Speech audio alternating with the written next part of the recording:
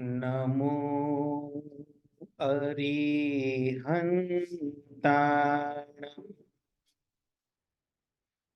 નમો સિદ્ધાનમ નમો આયર્યાણમ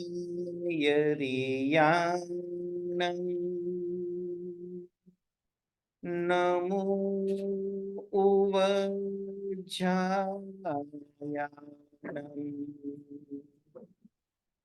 નમો લોય સબ સાહુણમ એસો પંચ નમુકારો સબ પાવપણાસણો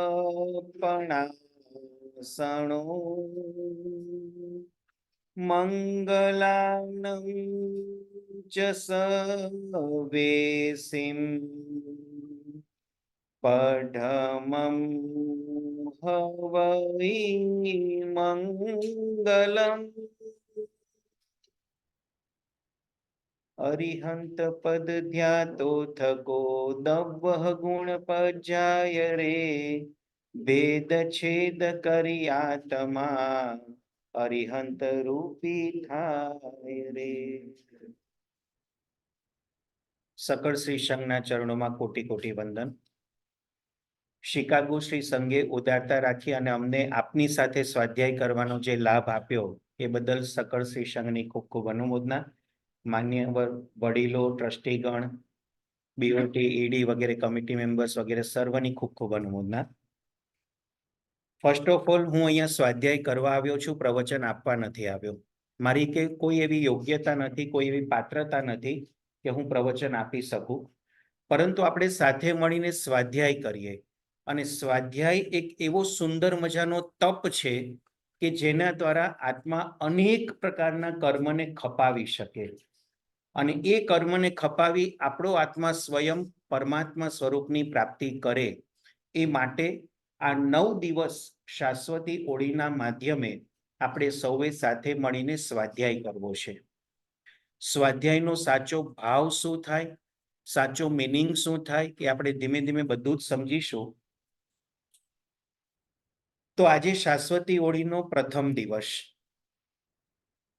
ચૈત્ર મહિનાની અને આસો મહિનાની આ બંને શાશ્વતી ઓળીના દિવસોમાં અઢી દ્વીપ પ્રમાણ મનુષ્ય ક્ષેત્રમાં જ્યાં જ્યાં પરમાત્માનું વિચરણ હોય, જ્યાં જ્યાં પ્રભુજીનું શાસન ચાલતું હોય, એ દરેક સ્થાને આ શાશ્વતી ઓળીની આરાધના અવશ્ય થાય. હજી કદાચ બની શકે પર્યુષણ મહાપર્વની આરાધના આપણા ભરત ક્ષેત્રમાં છે, મહાવિદ્ય ક્ષેત્રમાં નથી. તો પર્યુષણ જ્યારે આવે ત્યારે આપણે ખૂબ ઉલ્લાસથી એમાં જોડાતા હોઈએ છીએ અને આરાધના કરતા હોઈએ છીએ. આપણા ભરત ક્ષેત્રના માનવીઓ માટે એ આરાધના સવિશેષ દર્શાવવામાં આવી છે, પણ એનો મતલબ એ નથી કે મહાવિદ્ય ક્ષેત્રમાં પણ એ આરાધના થાય. પરંતુ અત્યારે જે દિવસો પર્વના ચાલી રહ્યા છે, એ પર્વના દિવસો એવા પવિત્ર છે, એવા પાવનતમ છે કે જેની આરાધના અને સાધના આપણા ભરત ક્ષેત્રમાં પણ થાય, ઐરાવત ક્ષેત્રમાં પણ થાય, મહાવિદ્ય ક્ષેત્રમાં પણ થાય, જંબુદ્વીપમાં થાય, ધાટકી ખંડમાં થાય, પુષ્કરવર દ્વીપમાં થાય. અઢી દ્વીપ પ્રમાણ ક્ષેત્રમાં દરેક જગ્યાએ જ્યાં પ્રભુનું શાસન ચાલી રહ્યું છે ત્યાં દરેક જગ્યાએ આ આરાધના થતી હોય છે. આપણું, મારું, તમારું સૌનું સદભાગ્ય છે કે આવા સુંદર પર્વના દિવસોની આરાધનાનો સુંદર અવસર મને અને તમને પ્રાપ્ત થયો. કારણ કે જ્ઞાની મહાપુરુષો કહે છે કે સૌથી પહેલા તો મનુષ્ય જન્મ મળવો જ દુર્લભ છે. આ દુનિયામાં અનંતા જીવો સતત જન્મ મરણાદી ગતિઓની અંદર પરિભ્રમણ કર્યા જ કરે છે. 84 લાખ યોનિમાં સતત પરિભ્રમણ કર્યા કરે છે. એમાંથી માત્ર ગણ્યા ગાંઠ્યા જીવોને જ મનુષ્ય અવતાર મળે છે. તો આપણું એ સદભાગ્ય છે કે આપણને આવો સુંદર મનુષ્ય અવતાર મળ્યો. પહેલેથી થોડાક નજીકથી બેસો તો પાછળથી આવનારને જરા અનુકૂળતા થઈ જાય, બધાને જગ્યા મળી રહે.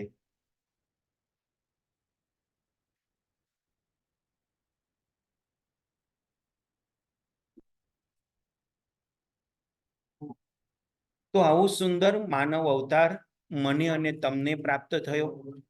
એમાં પણ આર્ય દેશ મળ્યો કે જે દેશની અંદર આર્યત્વના સંસ્કાર ઝળહળતા હતા.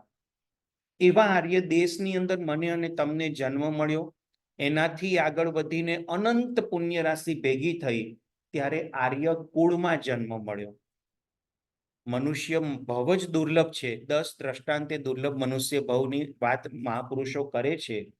એ મનુષ્ય અવતારની અંદર આર્ય દેશ મળવો મહાદુર્લભ. કારણ કે ખાલી ભરત ક્ષેત્રમાં 32,000 દેશ, એમાં માત્ર 25.5 આર્ય દેશ, બાકીના બધા અનાર્ય દેશ. તો એ 25.5 દેશમાં મારો અને તમારો નંબર લાગ્યો, એ જ આપણા માટે સૌથી મોટી વાત છે. એમાં પણ આર્ય કુળ મળવું એનાથી ઉત્તમ છે. કારણ કે આર્ય દેશમાં પણ જન્મ મળી ગયા પછી જો કોઈ એવા અનાર્ય કુળમાં જન્મ મળી ગયો હોત કે ત્યાં જન્મતાની સાથે હાથમાં છરો પકડાવવામાં આવે અને પશુઓનો વધ વગેરે કરવામાં આવે, તો એવા કુળની અંદર જન્મ લીધા પછી પણ આ માનવ જીવનની સાર્થકતા શું આપણને કંઈ ખબર જ ન પડે. તો આપણું બધાનું એ સદભાગ્ય, એ પુણ્ય ઉત્તમ કે આપણને આર્ય કુળ મળ્યું, કે સંસ્કારી માતા પિતાને ત્યાં આપણો જન્મ થયો, જેને નાનપણથી આંગળી પકડી આપણને જિનાલય અને ઉપાશ્રય સુધી પહોંચાડ્યા. દેવ તત્વ, ગુરુ તત્વ એ બંનેની ઓળખાણ કરાવી અને એ બંનેના માધ્યમે ધર્મ તત્વની પ્રાપ્તિ થઈ. આને રત્નત્રયી કહેવામાં આવે. દેવ, ગુરુ અને ધર્મ, એને રત્નત્રયી કહેવામાં આવે.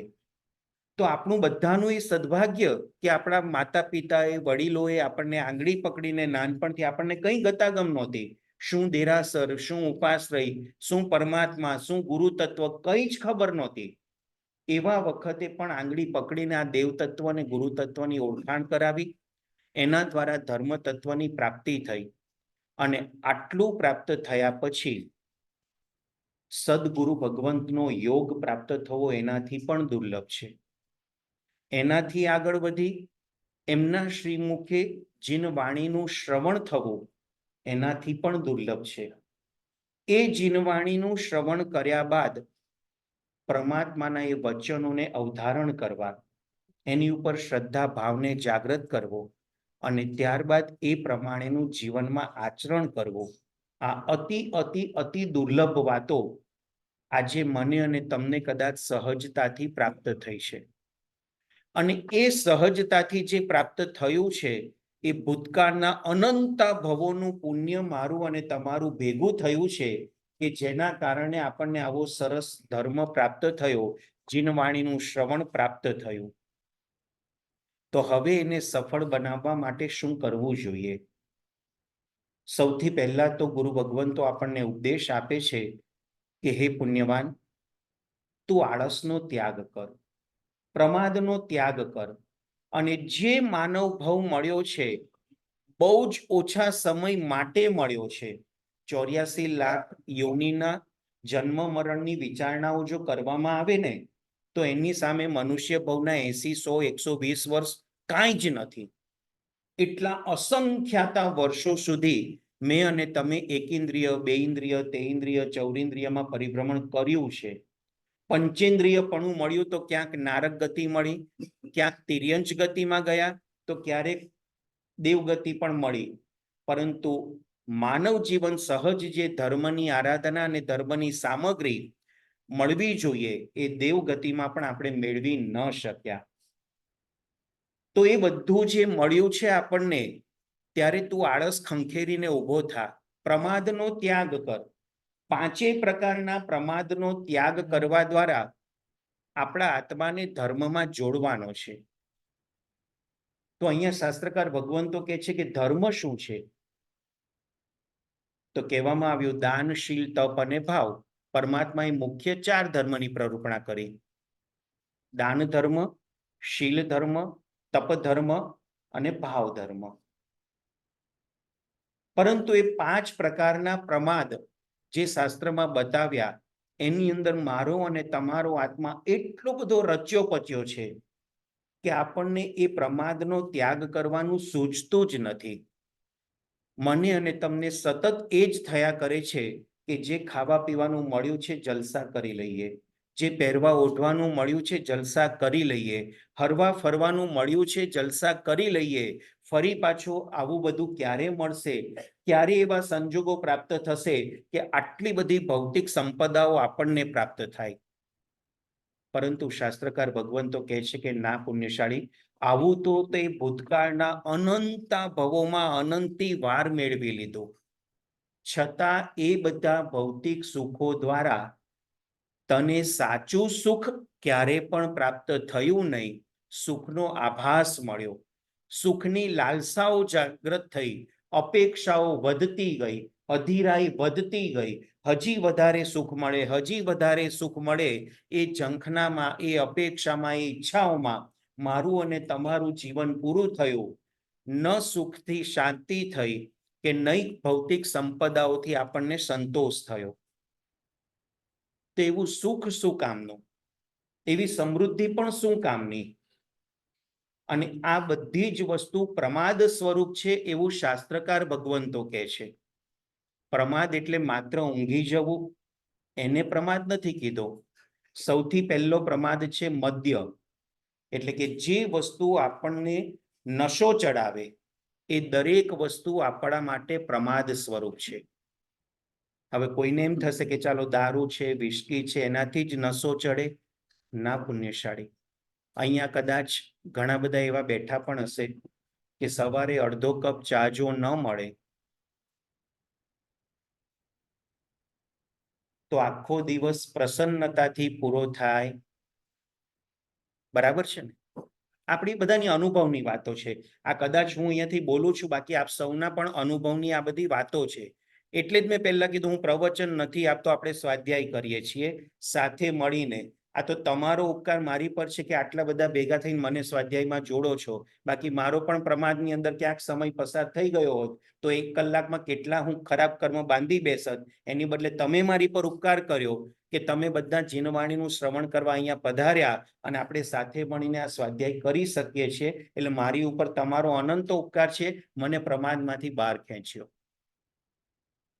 તો સૌથી પહેલો પ્રમાદ છે મદ્ય, એટલે કે આપણને નશો ચડાવી એવી કોઈ પણ વસ્તુ જે આપણને પ્રમાદમાં લઈ જાય.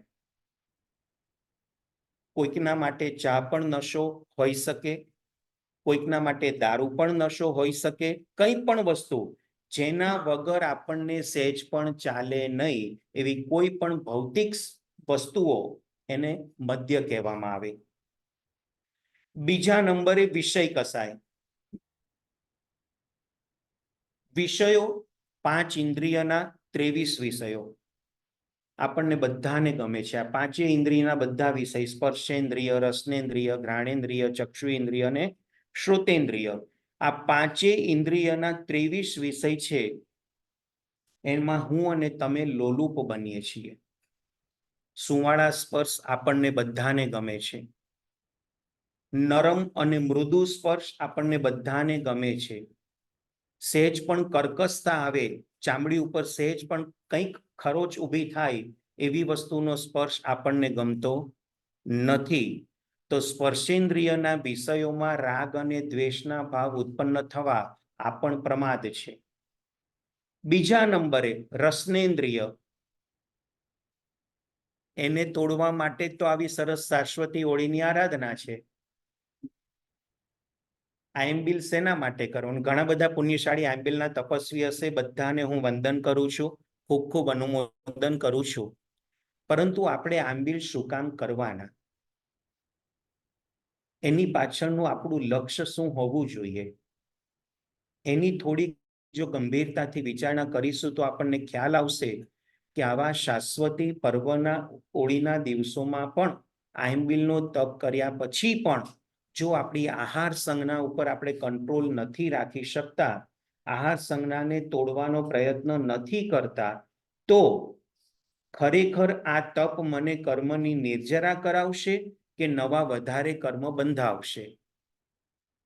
વિચારવાની જરૂર છે. સંઘની ઉદારતા હોય કે આયંબિલની અંદર 20 વસ્તુ, 25 વસ્તુ, 30 વસ્તુ બનાવે, પણ આપણી મર્યાદા હોવી જોઈએ કે મારે 5 વસ્તુથી વધારે નથી વાપરવું, 4 વસ્તુથી ચાલતું હોય તો 5 પણ નથી વાપરવું. અને ઘણા તો શુદ્ધ આયંબિલ કરે તો જે પદનો જે વર્ણ હોય એ પ્રમાણે એક જ પ્રકારના ધાનની જ વસ્તુ વાપરવાની, બાકીની બધી જ વસ્તુનો ત્યાગ. ખૂબ ખૂબ અનુમોદના. આ રીતે જે પણ આયંબિલ તપ કરે છે બધાની અનુમોદના. પણ 9 દિવસ આયંબિલ કરવાનો જે આનંદ હોય એ 10મા દિવસે પારણું કરતી વખતે દુઃખમાં પરિણમે કે સુખમાં પરિણમે?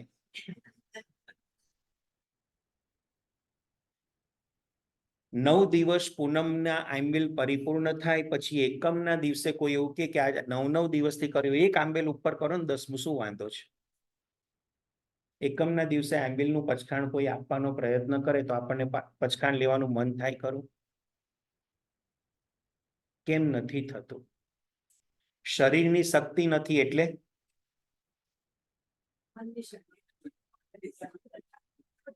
મન નબળું પડે છે. શક્તિ તો છે, મનની શક્તિ ન હોત તો 9 આંબિલ પણ આપણે કર્યા ન હોત.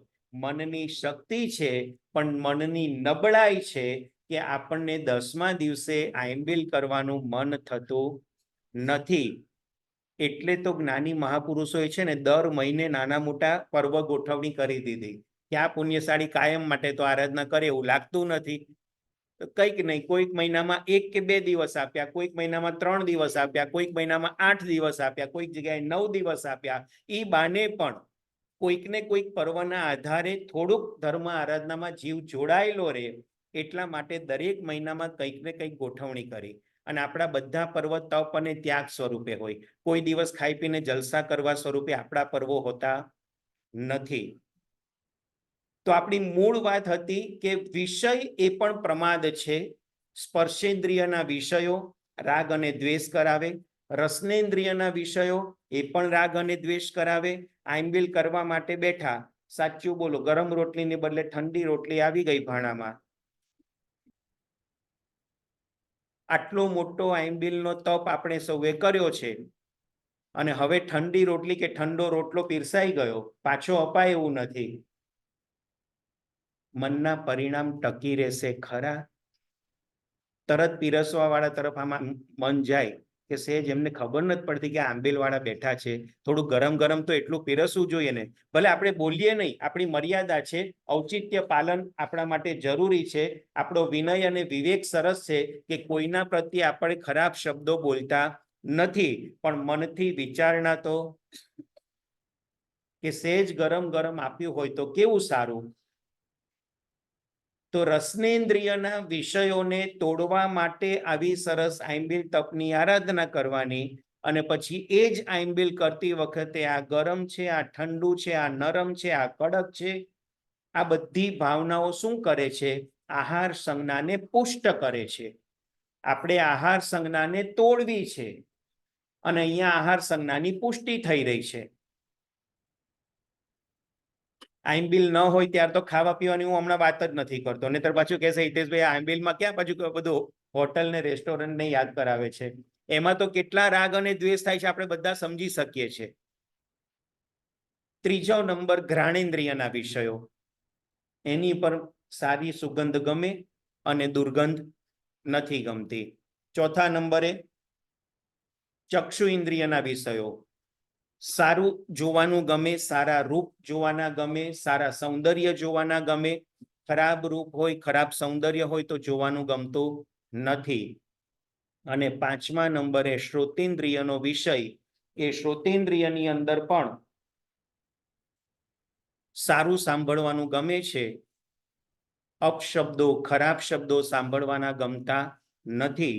આ પાંચેય ઇન્દ્રિયના ટોટલ 23 વિષય છે. સ્પર્શેન્દ્રિયના 8 વિષય, રસનેન્દ્રિયના 5 વિષય, ઘ્રાણેન્દ્રિયના 2 વિષય, ચક્ષુ ઇન્દ્રિયના 5 વિષય અને શ્રોતેન્દ્રિયના 3 વિષય.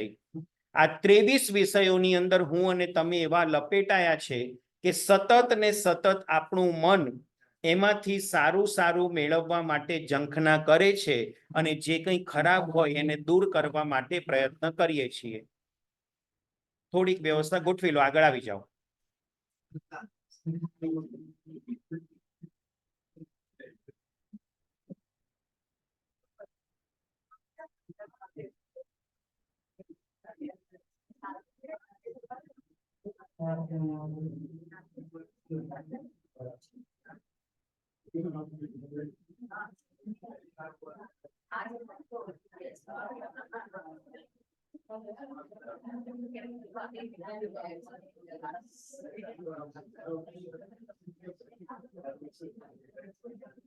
ચાલો પુનિશાળી થોડીક શાંતિ જાળવજો. આપણા સાધર્મિક ભાઈ બહેનો કોઈ કારણસર વહેલા મોડા આવી રહ્યા છે તો એમને અનુકૂળતાઓ મળી જાય, સરસ ગોઠવાઈ શકે એવી વ્યવસ્થા સૌએ વિચારવાની. પોતાની આજુબાજુ જગ્યા હોય તો ભરી દેવાની, જેથી કરીને બીજા પધારનારને તકલીફ ન પડે. તો પહેલા નંબરનો પ્રમાદ છે મદ્ય, બીજા નંબરનો પ્રમાદ છે વિષયો, ત્રીજા નંબરનો પ્રમાદ છે કષાય, ક્રોધ, માન, માયા ને લોભ. આની ઉપર ઘણા બધા મહાપુરુષોએ ઘણી બધી વખત સમજાવ્યું હશે, બહુ એક્સપ્લેન અત્યારે કરતો નથી. લગભગ બધાને ખ્યાલ છે કે ક્રોધ પણ ખરાબ, માન પણ ખરાબ, લોભ પણ ખરાબ, માયા પણ ખરાબ. આ ચારે ચાર પ્રકારના કષાયો એનાથી દૂર રહેવું જોઈએ. આ પણ પ્રમાદ છે. ચોથા નંબરનો પ્રમાદ છે નિદ્રા. રાત્રે 7 નવકાર મંત્ર ગણીને સુવાનું આપણા શાસનમાં આપણને જણાવ્યું છે. શેના માટે 7 નવકાર ગણવાના? 7 ભયોનો નાશ થાય. ક્યારે નાશ થાય? રાત્રે ઊંઘમાં કે દિવસે જાગતા? એટલે રાત્રે જ ભય સતાવે છે, દિવસે તો ભય સતાવતો જ નથી.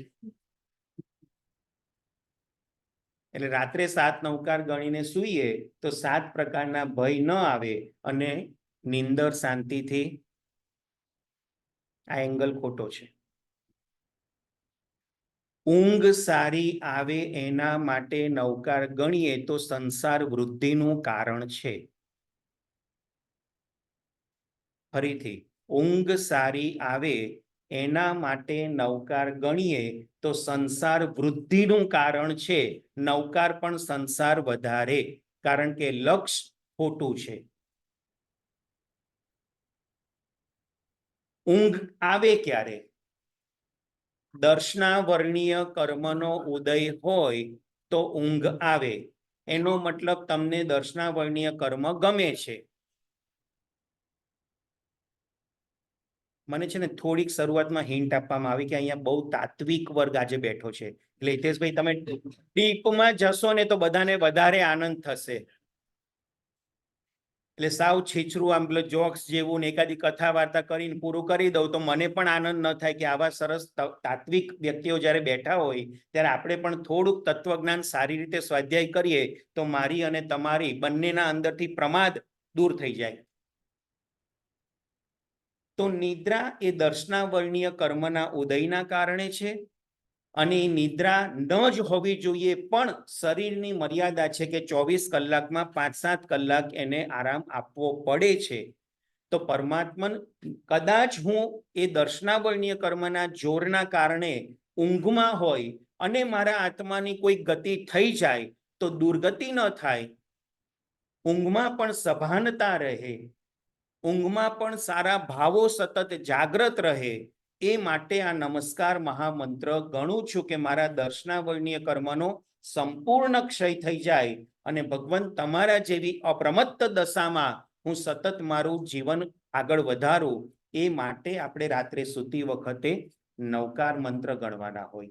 તો ચોથા નંબરનો પ્રમાદ થયો નિદ્રા અને 5મા નંબરનો પ્રમાદ વિકથા.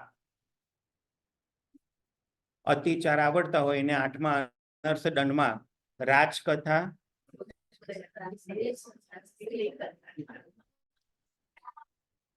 4 પ્રકારની વિકથાઓ લગભગ મારા અને તમારા જીવનમાં સતત ચાલુ છે.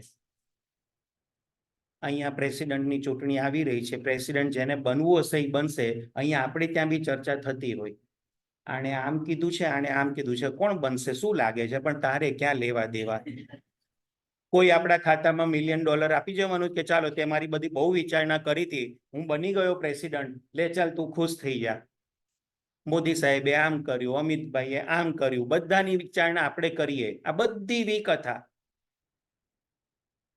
બીજી પણ સંસાર સંબંધી જે કંઈ વાતચીતો કરતા હોય, ખાવા પીવા સંબંધી જે પણ વાતચીતો કરતા હોય, હું આ હોટલમાં ગયો તો બહુ સરસ છે, તે હજી એક વખત નથી ગયો, જવું જોઈએ, કેવું સરસ ટેસ્ટી આપે છે ને, પ્યોર જૈન. હોટલનું નામ આવે ને ત્યાંથી જ સમજવાનું કે જૈન હોય જ નહીં, એની બદલે આપણે હોટલમાં પાછા પ્યોર જૈન ગોતીએ. આ બધી વિકથાઓ છે. તો વિકથા એ પણ પ્રમાદ છે. તો આ પાંચે પાંચ પ્રમાદ આપણને સતત સંસારમાં ખેંચી રહ્યા છે. મદ્ય, વિષય, કષાય, નિદ્રા અને વિકથા. એનાથી આત્મા તું જાગ્રત થા, પ્રમાદ અવસ્થાનો ત્યાગ કરીને અપ્રમત્ત અવસ્થામાં આવ, તો પ્રભુએ જે ચાર પ્રકારના ધર્મની આપણને પ્રરૂપણા કરી, દાન ધર્મ, શીલ ધર્મ, તપ ધર્મ અને ભાવ ધર્મ, એની અંદર તું ભાવથી જોડાઈ શકીશ, એ ધર્મનું આચરણ કરી શકીશ. ભલે ચાર ધર્મની પ્રરૂપણા કરી, પણ એ ચારે ચારમાં મુખ્ય તો ભાવ ધર્મ છે. કીધું છે કે પરિગ્રહની મૂર્છાના ત્યાગ વગર અપાતું દાન માત્ર કીર્તિ માટે, યશ માટે, વાહવા માટે, મારી તકતી આવશે, મારું નામ આવશે, મારા પરિવારનું નામ આવશે અને સંઘમાં બધાને ખબર પડશે કે મેં આટલું દાન કર્યું, એના માટે જો દાન ધર્મ થતો હોય તો એ મૂર્છાના ત્યાગ સ્વરૂપનું દાન નથી. તો અહીંયા દાન ધર્મ સાથે ભાવને જોડવાનો છે કે પરમાત્માએ પરિગ્રહને મોટામાં મોટું પાપ કીધેલું છે, અને એ પરિગ્રહ વૃત્તિ મારી તૂટી જાય, છૂટી જાય, એટલા માટે મારે દાન કરવું જોઈએ. તો દાનની સાથે ભાવ જોડાય તો જ દાન ધર્મ સાચો. એ જ રીતે શીલ ધર્મ, એમાં પણ ભાવ જોડાય કે ગમે તેમ તો આ મોહનીય કર્મને આભારી છે. પુરુષ વેદ, સ્ત્રી વેદ અને નપુંસક વેદ, મોહનીય કર્મના 28 ભેદ, એમાંથી આ 3 ભેદ છે. એ વેદ કશાયનો ત્યાગ થઈ જાય, વેદ મોહનીય કર્મ મારું તૂટી જાય, એટલા માટે શીલ ધર્મનું પાલન કરવાનું છે. એ ભાવ જો જોડાય તો શીલ ધર્મ સાચો. એ જ રીતે આહાર સંજ્ઞા મારી તૂટી જાય અને અનાહારી પદની પ્રાપ્તિ થઈ જાય, મારા આત્માને એક કણ અનાજનો જોઈતો નથી, એક ટીપું પાણીનું જોઈતું નથી. જે જોઈએ છે આ શરીરને જોઈએ છે, પણ ચોક્કસ શરીરમાં આત્મા રહેલો છે, તો હું શરીરને થોડુંક સાચવી લઈશ તો મારા આત્માની આરાધના સરસ રીતે કરી શકીશ. એટલે જ્યારે બહુ જ ક્ષુધાવેદનીય ઉદયમાં આવે, બહુ જ તૃષાવેદનીય ઉદયમાં આવે, બહુ જ ભૂખ લાગે, તરસ લાગે, શરીર કૃશ થઈ જાય એવું લાગે, ત્યારે ખાલી શરીર ટકી શકે એવો ખોરાક લેવાનું કીધું છે. ત્યાં સુધી સંપૂર્ણતયા બધું આહાર પાણીનો ત્યાગ કરવાનું કીધું છે. આવા તપ ધર્મને ભાવથી જો જોડી દઈએ તો એ તપ ધર્મ પણ આપણો સાચો કર્મ નિર્જરાનું કારણ બને. બાકી હમણાં જ વાત કરી, ઠંડુ મળ્યું, ગરમ મળ્યું, કડક મળ્યું, નરમ મળ્યું, આવી ભાવના સતત રમ્યા કરે તો એ તપ ધર્મ પણ આપણને મુક્તિ માર્ગે આગળ વધારી શકતો નથી. તો આ ચારે ચાર ધર્મમાં 3 ધર્મ જે છે, દાન, શીલ, તપ અને ભાવ, એ ભાવ બધામાં જોડાય તો જ આપણી ધર્મ આરાધના સાચી થઈ કહેવાય. તો આ 4 પ્રકારના ધર્મને આરાધન કરવા માટે મનને શાંતિ જોઈએ. ભાવ સારા જાગ્રત ક્યારે થાય? મન બહુ જ વિચારોમાં રમતું હોય, બહુ જ વિષય કષાયોને આધીન મન હોય, ત્યારે એની અંદર ભાવ પણ સારા પ્રગટતા નથી. તો મનને શાંત રાખવા માટે, મનને સ્થિર રાખવા માટે સારા સારા આલંબનોની અત્યારે આપણને જરૂર છે. જેવું સામે આલંબન હશે ને એવો વિચાર આપણને આવી જશે, એવો ભાવ હૃદયમાં પ્રગટી જશે. ઘણી વખત હું અને તમે રેસ્ટોરન્ટમાં ગયા હોઈશું, પિક્ચરો જોવા માટે ગયા હોઈશું, સમુદ્ર કિનારે ફરવા માટે ગયા હોઈશું. જે કંઈ દ્રશ્ય નજર સામે આવે છે એ બધું આવતા પહેલા ક્યારેય આપણને મન થયું કે 2 હાથ જોડીને 3 નમસ્કાર ગણી લેવા દે, હમણાં 2 કલાક પિક્ચર ચાલશે ત્યારે ધર્મ બિલકુલ યાદ નહીં આવે, એના કરતાં ભલે હજી તો નંબર ચાલે છે ને, ટ્રેલર ચાલે છે, જરા 2 હાથ જોડીને 3 નમસ્કાર ગણી લઉં. આવું સિનેમા થિયેટરમાં બેઠા પછી કેટલાને યાદ આવ્યું?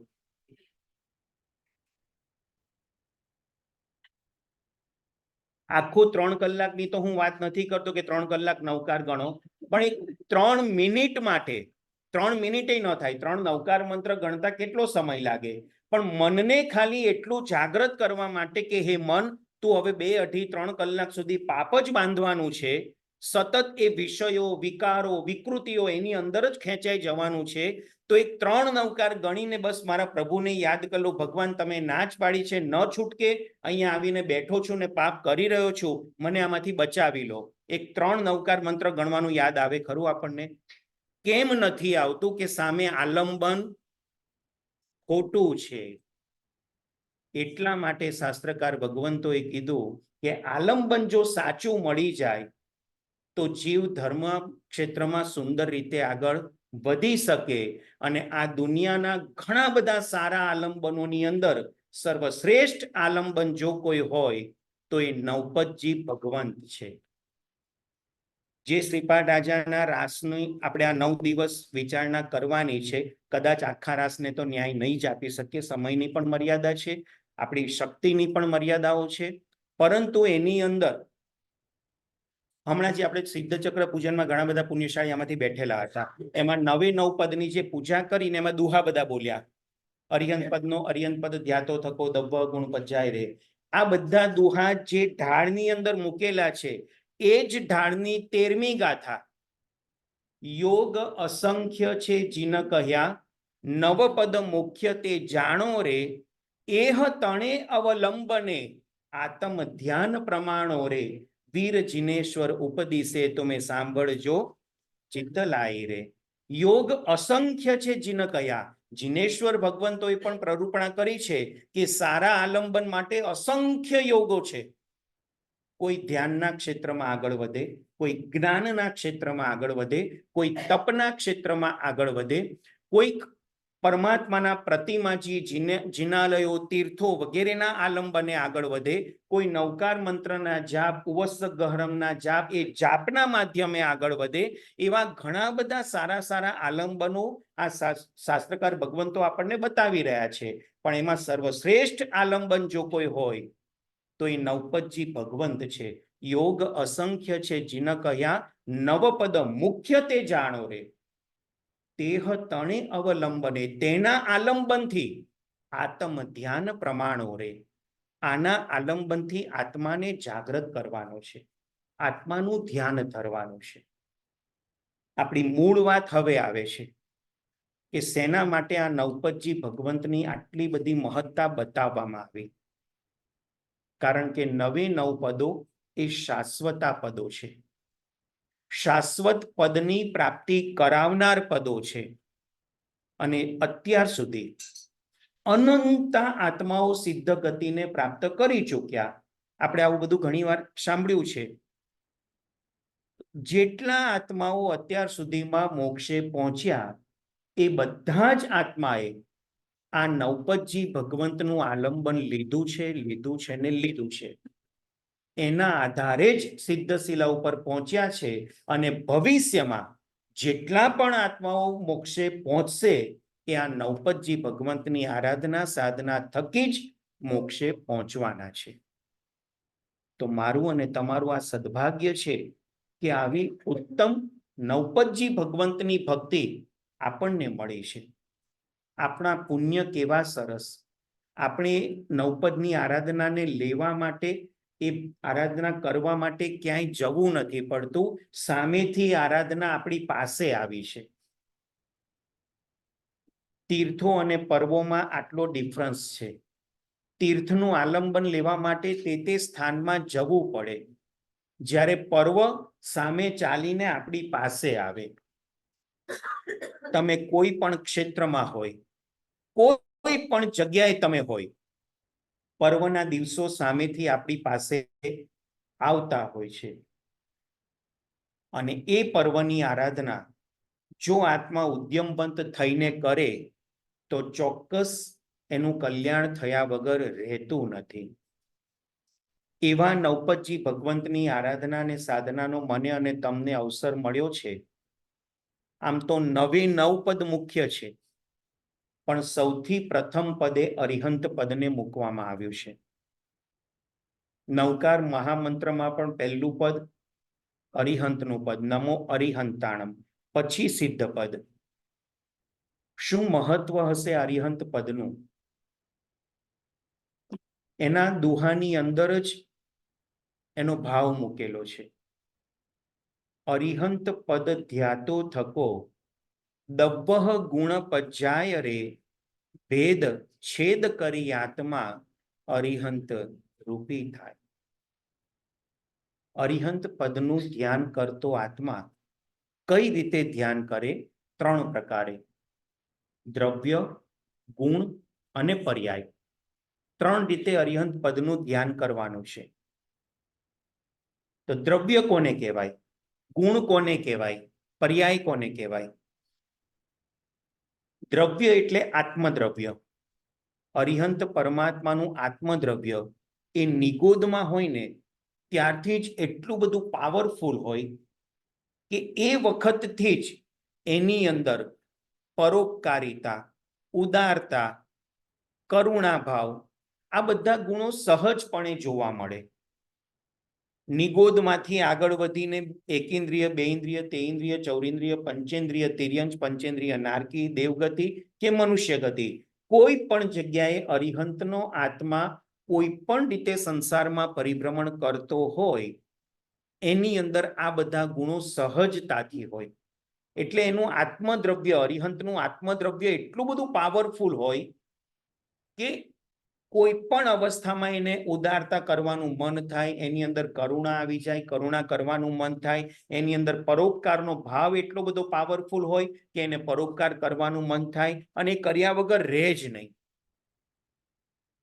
તો આવું અરિહંત પરમાત્માનું જે આત્મદ્રવ્ય છે એવું મારે પણ બનવું છે. આ ભાવને આપણે કેળવવાનો છે. દ્રવ્ય હંમેશા પવિત્ર અને પાવન હોવું જોઈએ. તમારા ભાષાની અંદર જો સમજાવું તો આપણે જે કંઈ ઓર્નામેન્ટ્સ પહેરીએ છીએ, કોઈ ગળામાં ચેન પહેર્યો હશે, કોઈએ બુટ્ટી પહેરી હશે, કોઈએ વીંટી પહેરી, કોઈએ બંગડી પહેરી, બધાની ઘાટ અને ઘડામણ કદાચ અલગ અલગ હશે, પણ મૂળ દ્રવ્ય કયું? બરાબર છે. સુવર્ણમાંથી જ આ બધાની નિષ્પત્તિ. કોઈ એને બંગડી કે, કોઈ એને પાટલો કે, કોઈ એને લકી કે, કંઈ પણ મૂળ દ્રવ્ય સોનું. અને એ સોનું જેટલું શુદ્ધ એટલું ઘાટ અને ગડામણ પણ સરસ. બરાબર છે. એમ આત્મદ્રવ્ય અરિહંતનું જેટલું સરસ છે, જેટલું પાવરફુલ છે, એટલું બીજા કોઈ સામાન્ય જીવનું હોતું નથી. એટલા માટે અરિહંત પરમાત્માનું ધ્યાન એની શરૂઆત એના આત્મદ્રવ્યથી કરવાની છે. ઘાટ ગડામણ થયા પછીની વાતો તો એના પર્યાયમાં આવશે. દબ્બહ ગુણ પર્યાય રે, દ્રવ્ય, ગુણ અને પર્યાય. પરંતુ મૂળ આત્મદ્રવ્ય અરિહંત પરમાત્માનું એટલું બધું પાવરફુલ છે કે ભગવંત આપ જ્યાં પણ હોય ત્યાં આજુબાજુ રહેલા સર્વ જીવો પ્રત્યે આપની એક સરખી ઉદારતા હોય, એક સરખી કરુણા વહેતી હોય, એક સરખો પરોપકારિતાનો ભાવ આપના હૃદયમાંથી ચાલતો હોય કે બસ એનું પણ કલ્યાણ કરું, આને પણ હું હેલ્પ કરી દઉં, આની પણ જે જરૂરિયાત છે પૂરી કરી દઉં. આ ભાવના સતત એમના જીવનમાં રમતી દેખાય. આનું ધ્યાન કરવાનું છે. ધ્યાનના ક્ષેત્રમાં છે ને આપણે ઘણા બધા કદાચ પાછા પડ્યા, ઘણી બધી ધ્યાનની ઉપેક્ષા કરી. અત્યારે અન્ય જગ્યાએ જઈને આપણે મેડિટેશનના ક્લાસીસ કરીએ છીએ. ધ્યાનના પ્રયોગો આપણને શીખવાડવામાં આવે છે. તત્વત્રયા ધ્યાન આપણા ધર્મમાં જેટલું ઊંડાણથી આપ્યું છે એટલું બીજી કોઈ જગ્યાએ નથી. પણ કદાચ આપણી એ પ્રત્યેની ઉપેક્ષાઓ, એના કારણે આપણે ધ્યાનથી ઘણા બધા હજારો યોજન દૂર પહોંચી ગયા અને ક્રિયાને જ ધર્મ માનવા માંડ્યા. હું સવારે ઉઠી સામાયિક કરું, પ્રતિક્રમણ કરું, આઈમ્બિલ વગેરે તપ કરું, જીનવાણીનું શ્રવણ કરું, સામાયિક બપોરે પણ પાછા 2-3 કરીએ, સાંજે પ્રતિક્રમણ કરીએ, એમાં કેટલા જાપ કરીએ. આને આપણે ધર્મ માની બેઠા. હકીકતમાં આ ધર્મ નથી, ધર્મ ક્રિયા છે. ચોક્કસ ક્રિયા સારી છે, મારો ક્રિયાની સામે કોઈ વિરોધ નથી, બહુ શાંતિથી હું જે શબ્દો કહું છું સાંભળજો. જે પણ ધર્મ ક્રિયાઓ મહાપુરુષોએ બતાવી છે એમાંનો એક પણ ક્રિયાનો હું વિરોધી નથી, બધી ક્રિયા કરવી જ જોઈએ. પરંતુ એ ક્રિયાઓ કરતી વખતે આપણા ભાવ કેવા હોવા જોઈએ એ આપણે સમજ્યા જ નહીં, શીખ્યા જ નહીં, એની કોઈ જિજ્ઞાસાઓ આપણે પ્રગટાવી જ નહીં, અને એના કારણે જે ધર્મ ક્રિયા આપણને મોક્ષ સુધી પહોંચાડવા માટે સમર્થ છે એવી ધર્મ ક્રિયાઓ પણ આછું પાતળું પુણ્ય આપીને કેવી રીતે ઉદ્ધાર થશે. આપણે ઘણી વખત ઇન્ડિયામાં જો તમે કદાચ ગુરુ ભગવંતના વ્યાખ્યાનનું શ્રવણ કર્યું હોય તો ગુરુ ભગવંત ઘણી વખત પોતાના પ્રવચનમાં કહે કે આની પહેલા આપણને ક્યારેક જૈન ધર્મ મળ્યો હોય, એમાં આપણે દીક્ષા લીધી હોય અને દીક્ષા લઈને ઉત્તમ ચારિત્ર જીવન પાળ્યું હોય, એવા આપણા કેટલા ભવ થયા હશે, એવું કોઈ કેવળ જ્ઞાની ભગવંતને પૂછવામાં આવે. કેવલી ભગવંતને બધું જ્ઞાન હોય, આપણા ભૂતકાળના લાખો કરોડો અબજો ભવ એ જોઈ શકે, અને એમને પૂછીએ કે ભગવંત મને આની પહેલા કોઈક વખત મનુષ્ય અવતાર મળ્યો છે, કોઈક વખત મને જૈન શાસન મળ્યું છે, કોઈક વખત મેં દીક્ષા લીધી છે, ત્યારે કેવલી ભગવંત કે મનુષ્ય અવતાર, જૈન શાસન, સંયમ જીવન 1 વાર 2 વાર 3 વાર 5 વાર 25 વાર નહીં, મેરુ પર્વત જેટલા ઓઘાના ઢગલા થાય એટલી વાર મેં અને તમે દીક્ષા લીધી છે.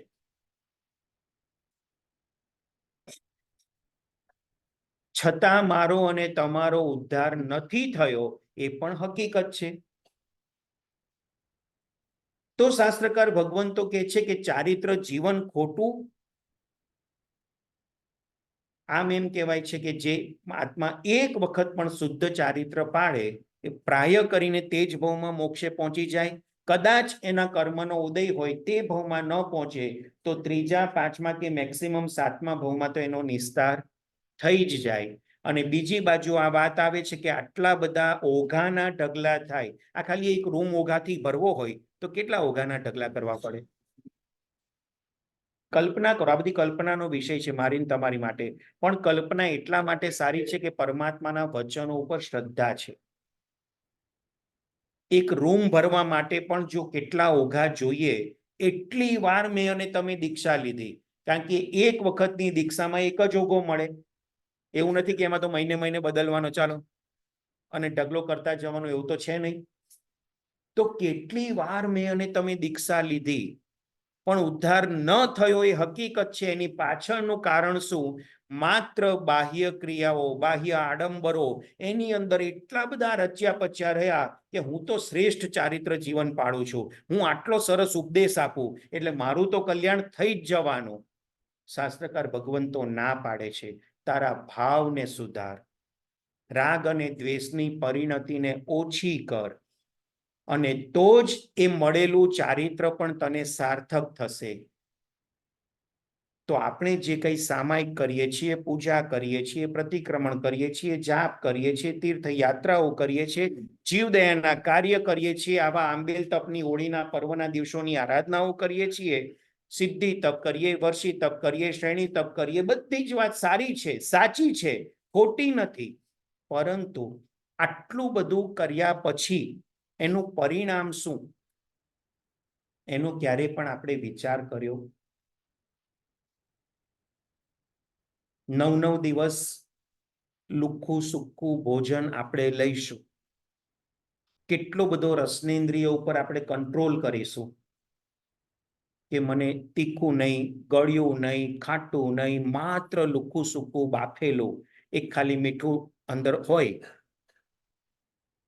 આવા 9 દિવસની આરાધના પછી પણ 10મા દિવસ શરૂ થાય અને જો રેસ્ટોરન્ટમાં જવાનું મન થતું હોય, પીઝા, બર્ગર, પાસ્તા જો સામે દેખાતા હોય, ચાઇનીઝ નૂડલ્સ ને બધું આપણા મનમાં ઘર કરી ગયું હોય, તો પછી આ 9 દિવસની કરેલી આવી ઉત્કૃષ્ટ તપશ્ચર્યા આપણને કેટલું ફળ આપશે વિચારવાની જરૂર છે. પુણ્યા શ્રાવકના એક સામાયિકના પરમાત્માએ વખાણ કર્યા, આપણે અત્યાર સુધી કેટલા કટાશના ફાડ્યા, કેટલી મુપત્તિઓ ખોવાઈ ગઈ, કેમ નિસ્તાર નથી થતો? જે ક્રિયા કરો છો ને પુણ્યશાળી, ઉત્તમોત્તમ ક્રિયા છે, એક પણ ક્રિયા ખોટી કે ખરાબ નથી. એક ઈર્યાવૈયાની ક્રિયા અયમુત્તા મુનિને કેવળ જ્ઞાન અપાવી દે. એ જ ઈર્યાવૈયા સૂત્ર કોઈ પણ અક્ષરના ફેરફાર વગર મને અને તમને મળ્યો. આપણે કેટલી વાર ઈર્યાવૈયા કર્યા કે મારો અને તમારો નિસ્તાર નથી થતો, અને અયમુત્તા મુનિ એ જ ઈર્યાવૈયા સૂત્ર બોલતા બોલતા કયા ભાવની અંદર પહોંચી ગયા હશે કે સૂત્ર પૂરું થાય એની પહેલા તો કેવળ જ્ઞાન કેવળ દર્શનની. તો અરિહંત પદનું ધ્યાન કરવાનું છે. આપણે તો ધ્યાન કરતા જ નથી. દેરાસરમાં ગયા, પૂજા સેવા કરી લીધી, એમાં પણ જો આપણી સ્પીડમાં વચ્ચે કોઈ આવતું હોય તો પરમાત્માને ઓવરટેક કરીને બાજુના પરમાત્માથી પાછું ચાલુ થઈ જાય કામકાજ. પૂજા કરવાની ક્રિયા જ કરવી છે, પૂજા ક્યાં કરવી છે? પૂજા જો કરવી હોય તો એક જ પરમાત્મા, ભલે આટલા બધા છે પણ એક પરમાત્માના માની અંદર આપણું મન એવું પરોવી દઈએ કે પ્રભુ હું કેમ તમારી પૂજા કરું છું, શેના માટે હું તમારી પૂજા કરું છું, શેના માટે આવા ઉત્તમ દ્રવ્યો લાવીને તમને ચડાવું છું. આ ભાવ પ્રગટાવીને કે ભગવાન તમારા જેવું આત્મદ્રવ્ય મારું કેમ ન ખીલી શકે? જે ગુણ તમારી અંદર છે, પરોપકારિતાનો ગુણ, નમ્રતાનો ગુણ, ઉદારતાનો ગુણ, કરુણાનો ગુણ, આ ગુણો મારી અંદર પણ જ રહેલા છે, પણ બધા દબાયેલા છે. તમારી પૂજા કરતો જાઉં ને મારા એ કર્મના આવરણ દૂર થતા જાય, મારી અંદર રહેલા અરિહંત તત્વના ગુણો એ પ્રગટી જાય, એટલા માટે હું તમારી પૂજા કરું છું. તો સાચું બોલો, કોઈ જગ્યાએ વચ્ચે ઘૂસ મારવાનું મન થાય ખરું? પાલીતાણા શંખેશ્વર લાઈનો લાંબી હોય, 1.5 કલાકે નંબર લાગ્યો અને હજી પ્રભુજી પાસે બરાબર આમ હાથ પહોંચે એની પહેલા વચ્ચે કોઈ ઘૂસી ગયું, એ વખતે આપણા આયુષ્ય કર્મનો બંધ પડે તો સાચું બોલો, દેવગતિનું આયુષ્ય બંધાય ખરું? મનના પરિણામ કેવા હોય? પરમાત્મા પાસે ઊભા છો, આવા પવિત્ર તીર્થમાં ઊભા છો, 1.5 કલાક જે પરમાત્માનો ઇંતજાર કરતા હતા એ પરમાત્માની સમીપમાં પહોંચ્યા છો, અને એ વખતે આયુષ્યનો બંધ પડે, સદગતિનો જ બંધ પડે ને? કેમ નહીં? કારણ કે આપણે આપણા આત્માને એ પ્રમાણે કેળવણી આપી જ નથી. બસ તરત જ મન કહેશે કે આ કેમ વચ્ચે ઘૂસે, ન ઘૂસવું જોઈએ, એને ભાન નથી પડતી, આવા છે ને તેવા છે ને, કેટલા મનની અંદર આર્ત ધ્યાન ને રૌદ્ર ધ્યાનના ભાવો. અને કદાચ છે ને જો એ વખતે આયુષ્યનો બંધ પડે ને તો દુર્ગતિમાં જવા લાયક બંધ પડી જાય. હવે કોઈને કહીએ કે પાલિતાણા ગિરિરાજ ઉપર પણ દુર્ગતિમાં જવા જેવું આયુષ્ય બંધાય, આપણને દંડો લઈને મારવા આવે ને. પણ કર્મના બંધ મનના પરિણામને આભારી છે. અને એટલે અહીંયા અરિહંત પદનું ધ્યાન કરવાનું કીધું છે. અરિહંત પદ ધ્યાતો થકો, દ્રવ્ય, ગુણ અને પર્યાયથી. દ્રવ્યની વિચારણા કરી, બીજા નંબરે ગુણ અરિહંત પરમાત્માની અંદર. કેવા ઉત્તમ ગુણોના સ્વામી અરિહંત પરમાત્મા 4 ઘાતી કર્મનો ક્ષય કરી કેવળ જ્ઞાન કેવળ દર્શનની પ્રાપ્તિ કરે, ત્યારબાદ ધર્મ તીર્થની સ્થાપના કરે. પૂર્વના 3જા ભવની અંદર દરેક અરિહંત પરમાત્માના આત્માએ જગત માત્રના જીવોનું કલ્યાણ થાય એ હૃદયની અંદર ભાવનાઓ પ્રગટ કરી. એ ભાવનાનું કરુણા ઝરણ વહેતું વહેતું વહેતું વહેતું એવું વહેવા માંડ્યું, પ્રભુની આજુબાજુના સમગ્ર જીવ સૃષ્ટિ ઉપર અસર થઈ. એથી આગળ પ્રભુજીનું કરુણા વહેણ વધતું ગયું. પરમાત્માની આજુબાજુ નહીં, જે નથી દેખાતા એવા ક્ષેત્રમાં પણ પરમાત્માની એ કરુણા ભાવનાઓ પહોંચતી ગઈ.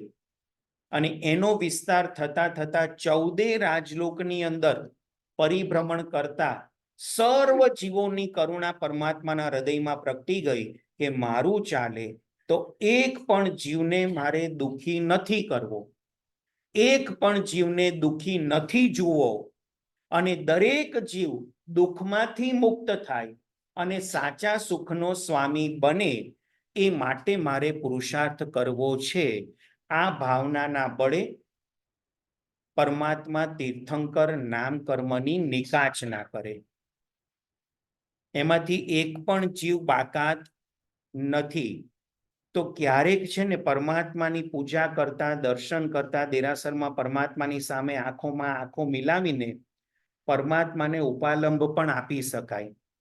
ઉપાલંબ એટલે મીઠો ઝઘડો. ક્યારેક કર્યો છે આમાંથી કોઈએ પરમાત્મા સામે ઝઘડો કર્યો?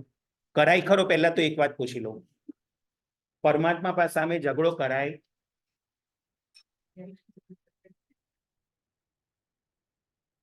પરમાત્માને કહી શકાય કે ભગવાન, તમે જે તીર્થંકર નામ કર્મની નિકાચના કરીને એમાં હું નિમિત્ત બન્યો છું. જો હું ખાલી બાદ બાકી મારી થઈ ગઈ હોત અને બીજા બધા જીવોની કરુણા ભાવના તમે ભાવી હોત તો તમને તીર્થંકર નામ કર્મ ઉપાર્જન થાત નહીં. હું પણ તમારા તીર્થંકર નામ કર્મ નિકાચિત થવામાં નિમિત્ત બન્યો છું. તો હવે જવાબદારી તમારી છે મને મોક્ષે. મારી જવાબદારી પૂરી થઈ ગઈ, તમને તીર્થંકર નામ કર્મ અપાવી દીધું. હવે જવાબદારી તમારી વધી જાય છે કે તમારે મને મોક્ષે પહોંચાડવો જોઈએ. ચંડ કૌશિક જે ડંખ મારે એને તમે તારી દો. પેલો ઘોડો 60 યોજન દૂર હતો તો મુનીશ્વર સ્વામી દાદા એક રાતમાં 60 યોજનનો વિહાર કરીને ઘોડાને તારવા માટે પહોંચી ગયા. અર્જુન માળી રોજના 6-7 વ્યક્તિની હત્યા કરનારો એને તે જ ભવમાં કેવળ જ્ઞાનની પ્રાપ્તિ કરાવી દીધી. દ્રઢ પ્રહારી જેને બાળ હત્યા, સ્ત્રી હત્યા, ગૌ હત્યા, બ્રહ્મ હત્યા કરી એને પણ તમે તારી દીધો. હું તો રોજ તમારા દર્શન કરું, રોજ તમારી પૂજા કરું, રોજ તમારી સ્તવના કરું, મેં તમારું કંઈ બગાડ્યું નથી. તો હવે જવાબદારી તમારી છે, તમારે મને મીઠો ઝઘડો કરતા આવડવું જોઈએ પુણ્યશાળી. પણ એ પણ ક્યારે થશે? ધ્યાન કરીશું. એમ નામ સ્તવન બોલી જાય અંતરજામી સુણલવે સર મહિમા ત્રિજગત તમારો રે. ત્યારે આપણો ઉદ્ધાર થશે. સ્તવન કરવું સારું છે, ચૈત્ય વંદન કરવું સારું છે, બધું જ સારું છે. ફરીથી કોઈ પણ ક્રિયાનો નિષેધ કરવાની મારી વાત નથી. જેટલી પણ ક્રિયા કરો છો, સામાયિક, પ્રતિક્રમણ, પૂજા, સેવા, જીનવાણીનું શ્રવણ, તપ ધર્મ, જપ ધર્મ, બધી જ વસ્તુ સારી છે. પણ એ દરેક ક્રિયા કરવા પાછળનો હેતુ, એનો ભાવ, એની અંદર મનને પરોવતા શીખો. દ્રવ્ય પૂજા પરમાત્માની આખી પરિપૂર્ણ થાય પછી ચૈત્ય વંદન અને ભાવ પૂજા સ્વરૂપ ચૈત્યવન પૂરું થાય પછી દરેકે ઓછામાં ઓછું 1 મિનિટ પણ પરમાત્માનું ધ્યાન કરવું જોઈએ, જે આપણે અત્યારે સાવ વિસરી ગયા. જેવું ચૈત્યવંદન પૂરું થયું, આવ્યો સરને તુમારા, સર્વ મંગલ માંગલ્યમ.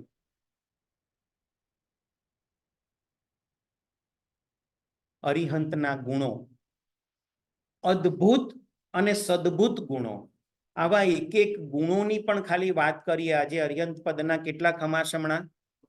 12. કેટલા લોગસનો કૌશક? કેમ? 12 ગુણ છે. અરિહંત પરમાત્માના 12 ગુણ મુખ્ય છે.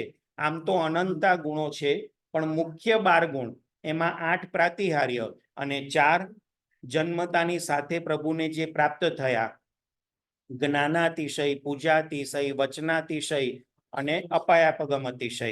તો આ 12 પ્રકારના ગુણો જે પરમાત્માના પ્રગટ થઈ ચૂક્યા છે, મારી અંદર ધરબાયેલા છે, એ 12 ગુણોને મારે પ્રગટાવવા છે. એના માટે અરિહંત પદની આરાધના 12 પ્રકારે બધું આપણે કરતા હોઈએ છીએ. અને કોઈ પણ જાપ મિનિમમ જ્યારે 2000 નો આંકડો વટાવે ને ત્યારે એ જાપ સાથે અનુસંધાન સંધાય, એ તત્વ સાથે આપણા આત્માનું અનુસંધાન થાય. એટલા માટે નવકારવાળી દરેક પદની 20-20 નવકારવાળી જે રેગ્યુલર આરાધના કરતા હશે એમને ખ્યાલ હશે કે હંમેશા ખમાસમણા ઓછા હોય, કૌશક ઓછા હોય, પણ જાપની સંખ્યા દરેક ક્રિયામાં ઓછામાં ઓછી 20. કારણ કે 2000 નો એક આંકડાનું પણ મહત્વ છે કે 2000 જાપ જ્યાં સુધી ન થાય ત્યાં સુધી એ તત્વ સાથે અનુસંધાન થતું નથી. તો એ અરિહંત તત્વ સાથે અનુસંધાન કરવા માટે 2000 ના જાપ નમો અરિહંતાણમ પદના જાપ પણ ઘણા બધા પ્રકારે, ભાષ્ય જાપ, ઉપાંશુ જાપ, માનસિક જાપ, નૌકારવાળીથી જાપ, આંગળીના વેઢાથી જાપ, અરિહંત અરિહંત અરિહંત અરિહંત એકલા અરિહંત શબ્દનો જાપ, ખાલી પહેલો અક્ષર એનો પણ જાપ, એ પણ મહત્વનું છે. નમો અરિહંતાણમ એ પણ મહત્વનું છે. ઓમ રીમ અર્હમ નમઃ એ પણ મહત્વનું. ઓમ રીમ નમો અરિહંતાણમ એ પણ એટલું જ મહત્વનું. ઘણા બધા પ્રકારે જાપના સંબંધો શાસ્ત્રમાં બતાવ્યા છે. દરેક જાપનો પ્રભાવ પણ અલગ અલગ છે. બધા સમયની મર્યાદાઓ નથી હોતી કે બધું એક્સપ્લેન કરી શકીએ, પણ કહેવાનો ભાવાર્થ કોઈ પણ હિસાબે અરિહંત તત્વ સાથેનું જોડાણ દ્રવ્યથી થયું, ગુણથી થયું, ને ત્રીજા નંબરે પર્યાય. પર્યાય એટલે અલગ અલગ અવસ્થાઓ. પૂર્વના ત્રીજા ભાવથી પરમાત્માની અવસ્થાનું ચિંતન કરી શકાય કે પ્રભુ તીર્થંકર નામકર્મની નિકાચના કરી ઉત્તમ એવા સંયમ જીવનને પાડે અને એ સંયમ જીવનની સાધનાના બળે પ્રાય કરીને પરમાત્માનો આત્મા દેવલોકમાં જાય.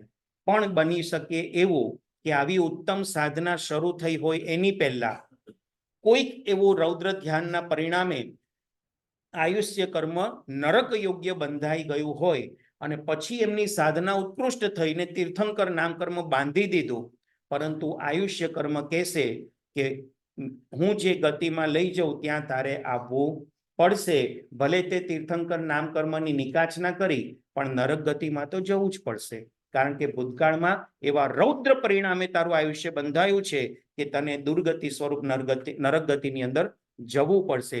તો તીર્થંકર નામકર્મ બાંધ્યા પછી પણ તીર્થંકરનો આત્મા જો પહેલા આયુષ્ય બંધાઈ ગયું હોય તો નરક ગતિમાં જાય, પહેલા આયુષ્ય ન બંધાયું હોય તો અવશ્ય દેવગતિમાં જ જાય. અને ત્યાં દેવગતિમાં પણ પોતે તત્વચિંતનમાં આખો સમય પોતાનો પરિપૂર્ણ કરે. ત્યાં રહ્યા પણ અન્ય તીર્થંકર ભગવંતોના કલ્યાણકોની ઉજવણી સરસ રીતે કરે અને ત્યાંથી પ્રભુનો આત્મા માતાની કુક્ષીમાં પધારે છેલ્લા ભવની અંદર, જેમાં પ્રભુના 5 કલ્યાણકો શ્રેષ્ઠ કક્ષાના ઉજવાતા હોય: ચ્યવન, જન્મ, દીક્ષા, કેવળ અને નિર્વાણ. તો આ 5 કલ્યાણકોની ઉજવણી થાય. પ્રભુ માતાના ગર્ભમાં આવે ત્યારથી લઈ માતાને 14 સ્વપ્નના દર્શન થાય. એ 14 સ્વપ્નને નિહાળ્યા પછીનો પરમાત્માનો ગર્ભકાળ પણ એકદમ સુંદર રીતે તત્વચિંતનમાં પસાર થાય.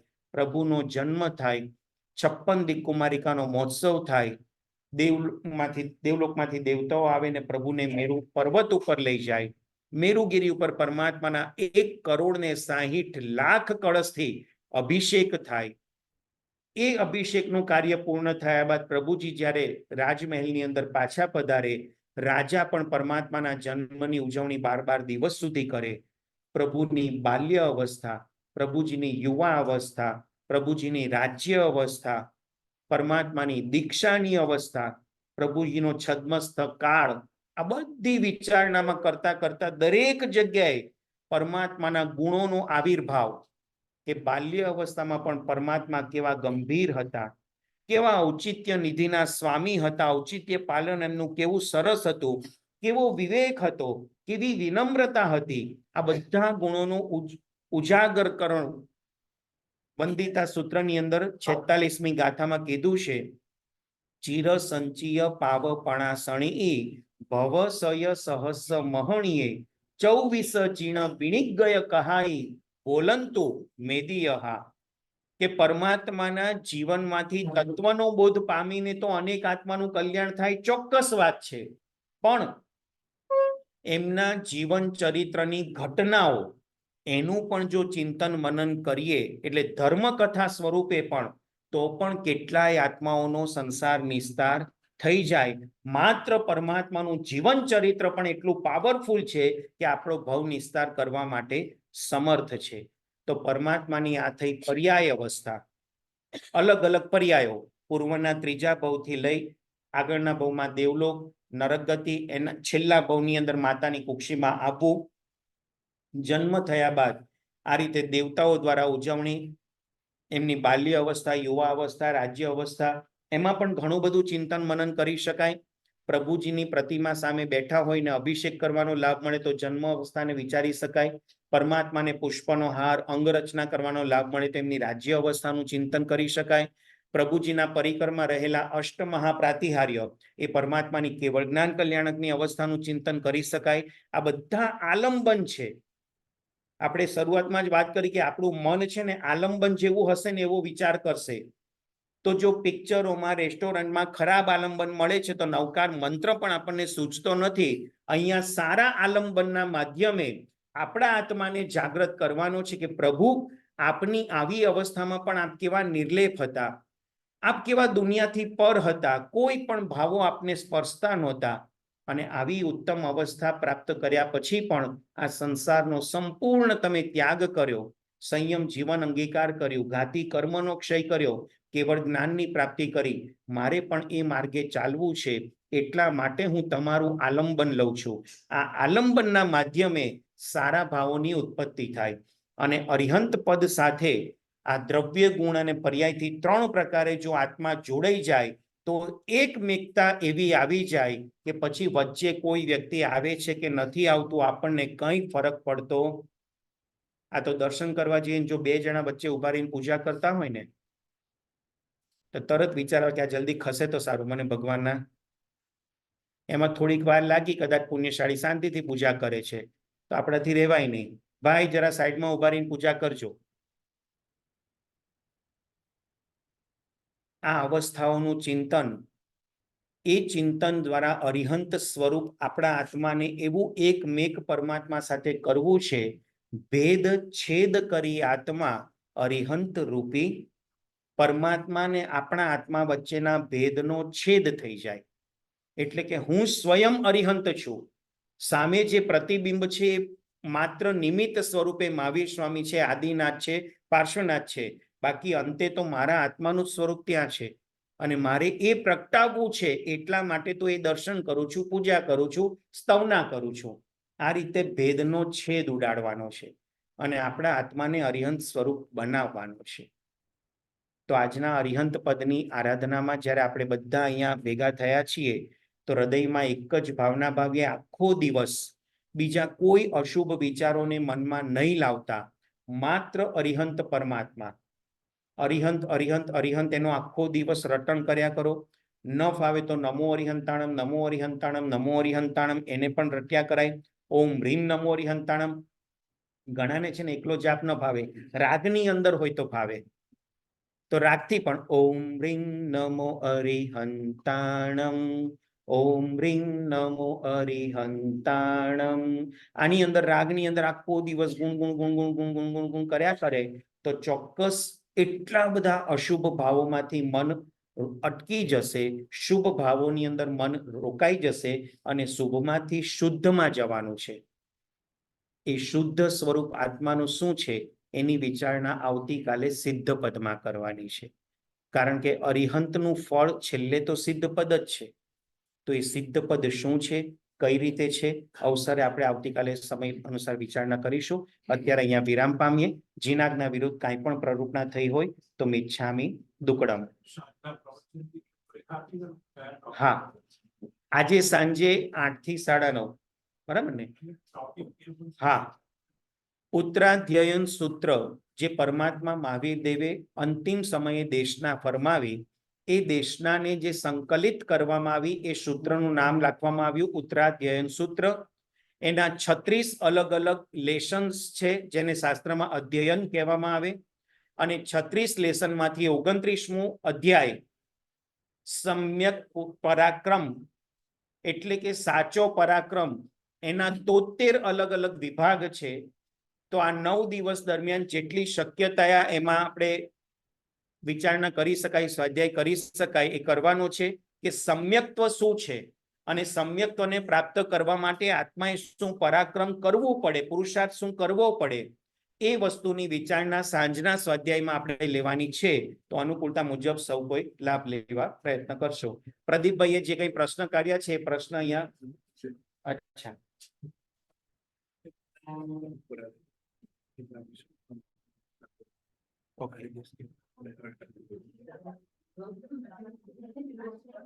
શરૂઆતમાં આજે સ્વાધ્યાયમાં આપણે વિચારણા થઈ હતી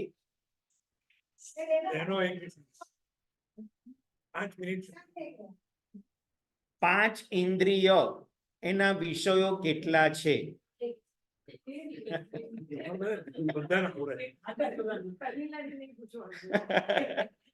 પણ મેં તો જનરલ પૂછ્યું, જવાબ તમે આપી દો તો ખાલી આંગળી ઊંચી કરો છો. ઘણા બધાને આવડતું જ હોય. અનુમોદના છે, એનો કોઈ વિરોધ પણ નથી, પણ કોઈકને સેજ વિચારવાનો સમય આપો અને કોઈકને અંદરથી ઉજાગર થાય તો એને પણ આનંદ થાય કે હા ચલો મને એટલું ખ્યાલ રહ્યો. એટલે બીજો પ્રશ્ન, પ્રમાદના ટોટલ પ્રકાર કેટલા અને કયા કયા? બોલો.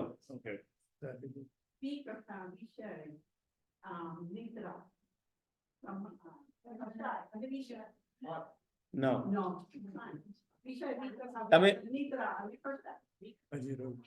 એક રહ્યું, તમે એકને એક વસ્તુ ડબલ કરો છો.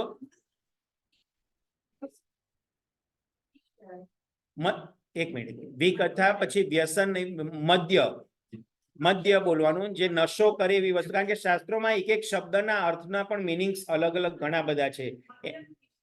ના, અલગ છે, હું પછી સમજાવીશ. એટલે મધ્ય શબ્દ વધારે સારો છે, વ્યસન પછી. એટલે બરાબર છે. જો ક્રમથી બોલવું હોય તો મધ્ય, વિષય, કષાય, નિદ્રા. સરસ, અનુમોદના. બધા જાગો છો એની અનુમોદના. આખા ભરત ક્ષેત્રમાં કેટલા દેશ છે અને એમાંથી આર્ય દેશ કેટલા? બોલો. થોડુંક ખોટું ને થોડુંક સાચું. ભાઈઓમાં 32,000 દેશ છે, એમાંથી 25,500 આર્ય દેશ છે. અનુમોદના. સરસ. મેં 25,000 સાંભળ્યું. મિચ્છામી, તો મારી ભૂલ, મિચ્છામી દુકડા. 32,000 દેશ અને 25,500 આર્ય દેશ. સાચો જવાબ. અનુમોદના. શાશ્વતી ઓળી ક્યાં ક્યાં થઈ છે?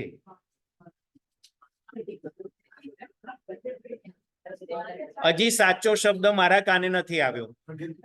હવે સાચો શબ્દ આવ્યો. સરસ. અઢી દ્વીપમાં થાય, પછી અઢી દ્વીપમાં 3 ક્ષેત્ર, ભરત ક્ષેત્ર, મહાવીર ક્ષેત્ર અને ઐરાવત ક્ષેત્ર. સરસ. અનુમોદના. જે 4 પ્રકારના ધર્મની પ્રરૂપણા પરમાત્મા આપણને કરે છે, એમાંથી શીલ ધર્મ કયા કર્મને તોડીએ તો પાડી શકાય?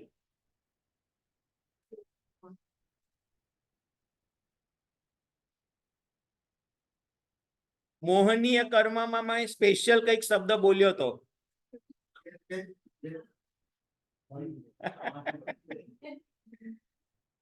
વેદ, કષાય, મોહનીય કર્મ. એમાં પુરુષ વેદ, સ્ત્રી વેદ, નપુંસક વેદ, આ 3 પ્રકારના કષાય ની અંતર્ગત નો કષાય આવે. આમ તો કષાય ને નો કષાય, એટલે વેદ, નો કષાય, મોહનીય કર્મ, એના અંતર્ગત શીલ ધર્મ આવતો હોય છે.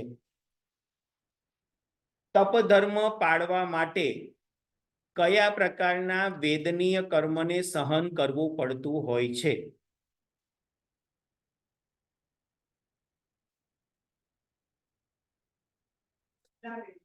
સરસ. ક્ષુધા વેદનીય કર્મ. અનુમોદના. અને ઊંઘને તોડવા માટે કયા કર્મનો ક્ષય કરવો પડે? સરસ. બધાની ખૂબ ખૂબ અનુમોદના. પચક ખાણ.